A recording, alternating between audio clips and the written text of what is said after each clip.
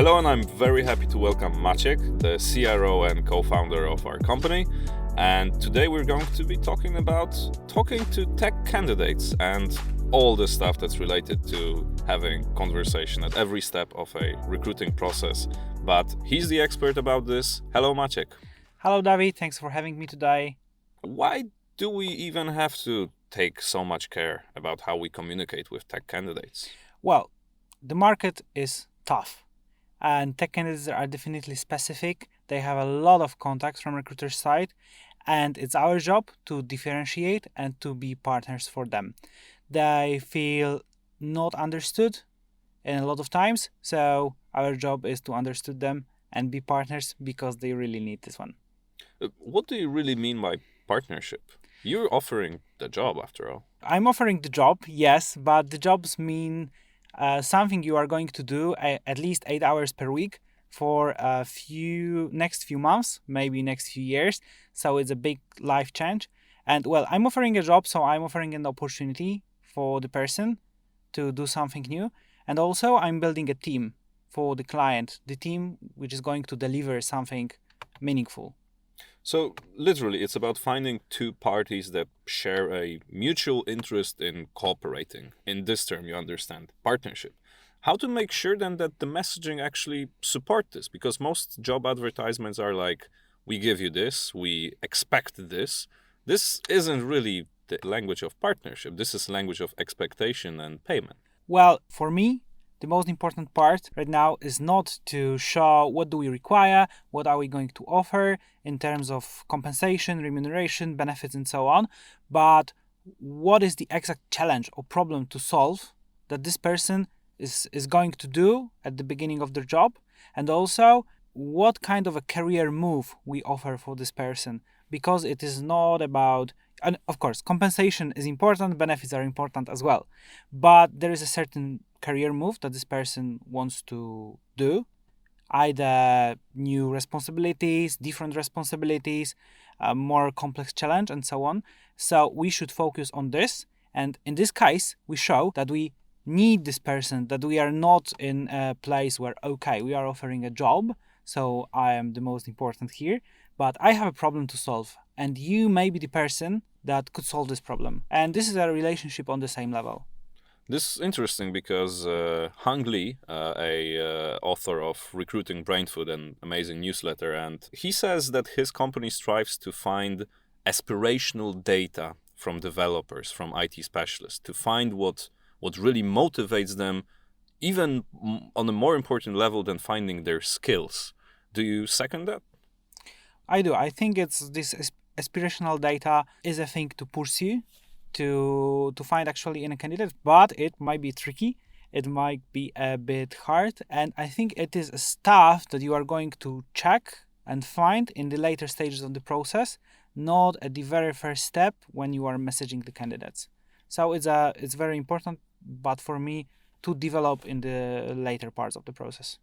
I think that Ola, our CEO, has said that recruiting process is in effect a lot of like sales process. What do you think about this? Well, I agree with Ola, but only if we consider sales process as a process in which both parts have to find their way, and that the thing which we are selling, or service that we are selling, is beneficial for the second part. And in this case, recruitment process is very similar, as especially for recruiter. The recruiter have to find the right person and then match the offer to their needs, and then show the benefits, the possible career moves and opportunities. And also very simple techniques like the regular contact with candidate, like a regular contact with prospect and sales, also the marketing and the right to choose, right to say no. All of these techniques works in recruitment as well. It's pretty interesting to me that you're constantly using words like recruiter has to, recruiter should, and this all puts recruiters in an active position in the process. And this isn't the way that recruiting has been in the years past, and communication must have evolved with it. So how do you see this evolution of the entire market, and what changes in communication does it necessitate? So recruiters have to be active. Now the focus is on sourcing, on receiving candidates, and then making a great candidate experience instead of selection process. It's of course as important as finding the right candidates, but in the past years, a few years ago, the selection process was the most important thing for the recruiter. Right now, Why? it is Was not. there more candidates simply? Yes, basically yes. So the activity of the candidates is the crucial part. Yes, there were more candidates, and recruiters were used to wait for the active candidates until they apply and then select the best, which for me, even then, was the best practice, because active candidates, the best performers, are passive all the time. They are not finding their jobs by applying, or they may if you have a great brand, but if not, you have to reach them out and build a network. So basically, without an active outreach, which requires recruiters that know how to communicate, it's actually harder to get the real top talent, because they have probably the least motivation to change their current job. I would say for sure that you won't be able to build the best team without active recruitment. Okay, this is also about a very broad topic, which is candidate experience. And we have a lot to say about this topic. And maybe we'll start from plugging a book by our friend Maja Gojtowska, where we also had some little tiny input into this great piece of work. Maybe you could elaborate. What have we done there? Yes, it's a great book, and our part was about providing great candidate experience by external services, external agency in our case. And it's a very important topic, because you do not only need a recruiter, or you may do active recruitment by your own if your company is not 10 people at least. Later you should have a recruiter, I believe. But it's not only about a recruiter, it's about tech recruiter, a person who understands the market, understands the candidates. And in terms of external services, it is the same. You can get recruiters who are recruiting for a lot of different roles: accountants, engineers, programmers, developers, and so on. And they won't be partners for tech people, because tech people really need someone who understands their language, their role, and what are they doing. So an external recruiter and an in-house recruiter can provide a great candidate experience, or the worst candidate experience actually. And for you as a CEO of the company, hiring manager, it is either you are going to build the best team, or it may be even impossible if the person who is reaching them first is not prepared for that. So when should thinking about candidate experience start? Because I think it should probably be before you even think about specific messages. Yes, the candidate experience, some people think that candidate experience starts from being in the recruitment process. It's wrong. Candidate experience do not even start when you send the first message. Candidate experience starts for the first time, when for the first time the candidate sees your website, as have any touch point with the brand, with your company. So you have to think how your career site looks like, what do you post on social media, what are the opinions about your company on the internet, because it is building a candidate experience. Why do brands of companies matter that much at such an early stage? Isn't it more important, like the position that I'm in, the money that I'm gonna be getting? It's quite different if you are applying for an engineer position at Google or in the no-name company that no one has ever heard before. It is a lot of things. It is because you believe that Google may be a better workplace because they have nice offices. They may provide better compensations. There are more recommendations and opinions about them. And also because you know that they exist. And if there is no name company, there are a lot of unknowns. And well, people are not naturally very risky. But for me, it's not only about the brand of the company, but it's also a branding of the job. So you have not only to focus on the brand of your company, but also how do you provide information about the job itself, how do you sell it. But how do you sell a job to a professional? After all, you're not a developer, you're not a programmer, you're just a recruiter who needs to talk about this specific IT challenge with an expert. Yes, however, you do not have to be a programmer, a developer, but I believe that recruiters should have the IT knowledge, the technical knowledge, at a level at least the same as a project manager. So not a specific expert knowledge in... That's not a diss on project managers, I hope. No, Okay. it is not. Project managers are actually knows a lot about many different topics, and they can connect them and decide what kind of skills or knowledge is important in this place or in a different place. And it is very similar for recruiter. Recruiter should understand the challenge as business described it, and by knowing the market and understanding the technology, actually be able to find a person who is going to solve this challenge, this problem. This is the real job of the recruiter. And there's also a lot of context that a recruiter needs to take into consideration. So it's not enough for a recruiter to be a fantastic sourcer, a fantastic recruiter. He she needs to read people, need to read technical skills. How do you see the role of combining those different pieces of information by a recruiter? This is a very important part of the recruiter's job, to be able to combine what business needs and what business describes, what is on the market, what is the technology in this project, and what this is all about, and also what this person knows and can solve, not only in terms of technology, because recruiters, I believe, won't be able to check technical skills as good as programmers, so there are solutions like Codility per programming and so on, but recruiters should be able to assess, for example, is this person really going to, solve this problem, to find a new way, to be an innovator, or not. Maybe this person is very good at the processes and doing the stuff that someone else delegated to, because there are very different people, and there are different challenges for different people, different opportunities, which may be interesting for different types of personalities. So this is the job of the recruiter as well. Okay, so I think we reached a important place in this conversation, because all that we've been talking so far leads to one conclusion, that you need personalization of messaging. A challenge of one candidate is not going to be the same for another one. A background and context that one candidate will want to know will not be the same as the other. Mm-hmm. So how did the market reach basically this conclusion, and why it was so slow? Because we've all received dozens of template messages that literally suck. Yes, because spray and pray technique was quite effective for a long time. Well, at the very beginning, LinkedIn wasn't so popular for recruiters because they were used to do cold calling, cold mailing, doing references and so on. But right now, it is the tool number one. Programmers are getting a lot of, hundreds of messages every week. And it doesn't work anymore, and it's also building a bad candidate experience. You might find a person, but by doing that, by sending hundreds of emails every week, however, they are not going to be the best people.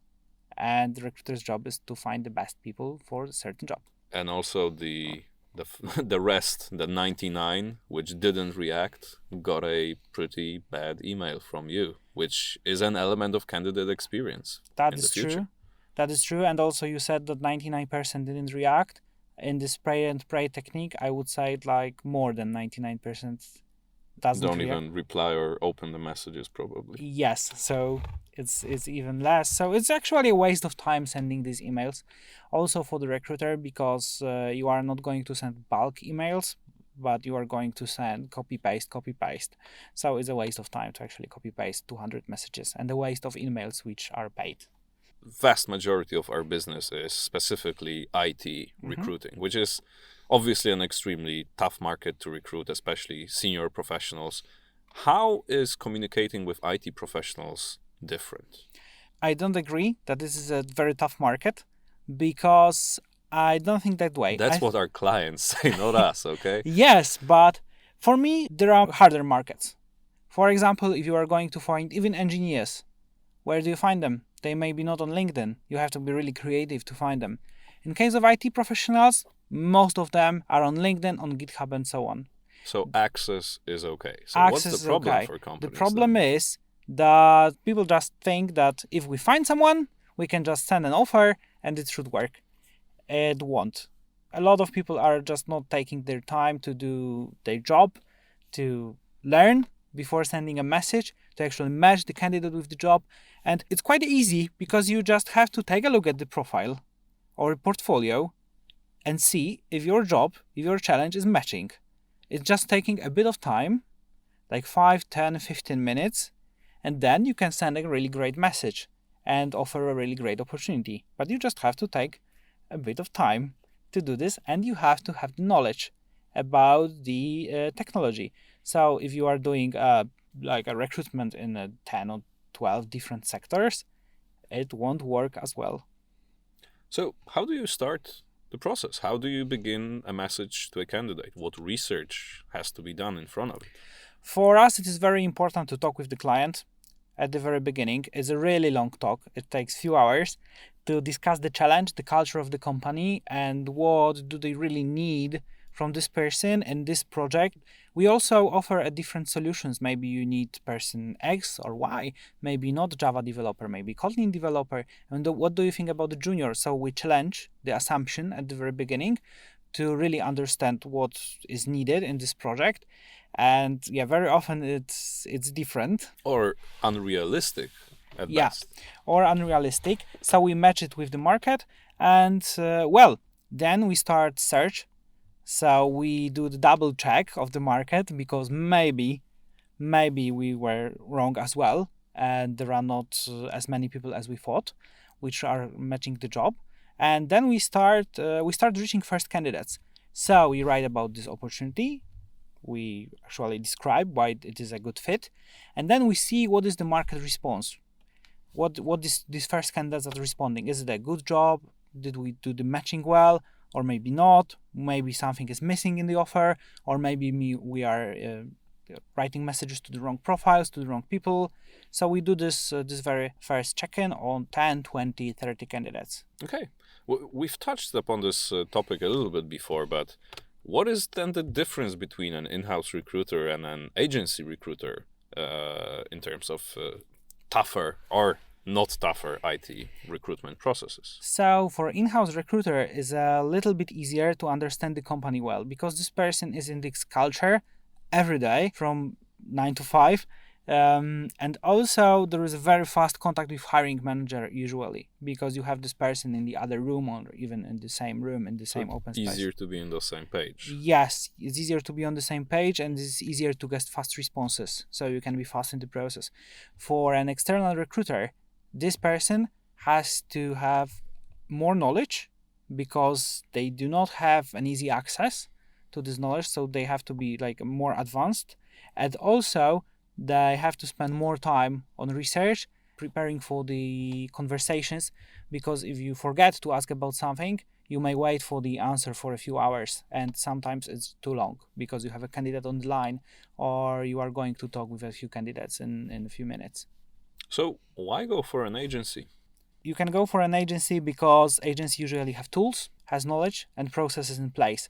So if you are hiring a recruiter in-house, you have to train this person, you have to manage this person, you have to provide tools, and training is usually very time consuming. Sometimes it's hard to manage this person because you are not an expert in this field, and also the tools are very expensive. So an agency is providing all of this from the day one. Out of the box, full experience of IT recruiting, basically. Yes, it's basically like that. However, I think there is a better solution. So you may use a recruiter from an agency as your in-house recruiter. Some agencies are providing these solutions. For example, we are. And in this case, you are having training, you are having external management, and you are having process in place from the day one. So this person is fully operational from the day one. Last question. Are the candidates making it hard on recruiters? What are they doing wrong to allow themselves to be found easier? Firstly, I think that in general, candidates are great. I mean, the contact is really good with candidates. They are really understanding that we are not an expert in the technology. Sometimes it happens that someone, really would need a programmer on the other side and even a better programmer than himself or herself. However, these are rare situations. In most cases, candidates are very appreciative. Like, I must say that the messages that we sometimes see from them, which say, Wow, thank you. I have never seen a personalized message from a recruiter in my life.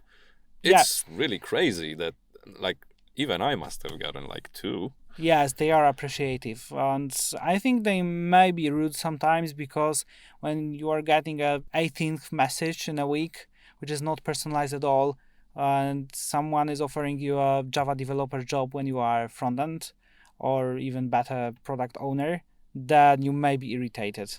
I know they shouldn't do that, but I understand why is this happening. However, if you are doing everything good and you take a bit of time to understand what this person is doing, then it just won't happen. Okay, thanks for the fantastic conversation. I hope you will come back to the studio soon to talk more about some other issues. But other than that, I'd like to thank Maciek very much and talk to you next week. Okay, thank you very much. It was a pleasure. See you.